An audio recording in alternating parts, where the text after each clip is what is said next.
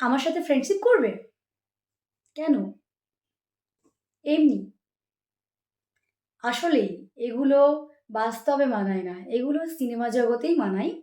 তো আমার গতকালের ভিডিওটাতে অনেক কমেন্ট এসেছে। সেখান থেকে কিছুজন মানুষ বলেছে, "দি ভাই তুমি একদম ঠিক বলেছ। পায়েল তুমি একদম ঠিক বলেছ।"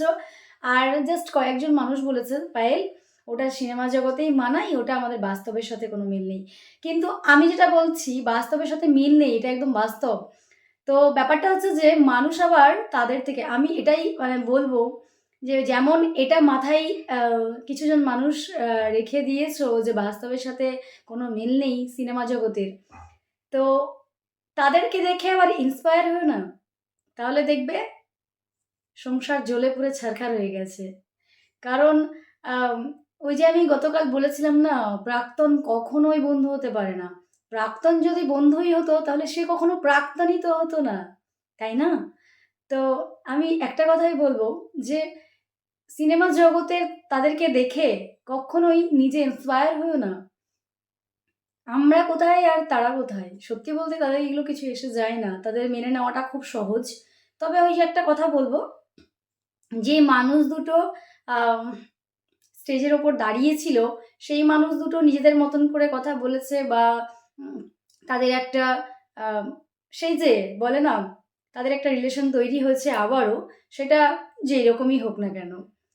তো সেখান থেকে পুরনো আ বন্ধুত্বই বলছি, বন্ধুত্ব তৈরি হয়েছে। তো সেখান থেকে যে তাদের কাছের মানুষগুলো যন্ত্রণা পেয়েছে তারা। তারা তো খুশি হয়েছে যে আমাদের আ মানে তাদের রিলেশন ছিল, সেখান থেকে একটা বন্ধুত্বে এসে দাঁড়িয়েছে।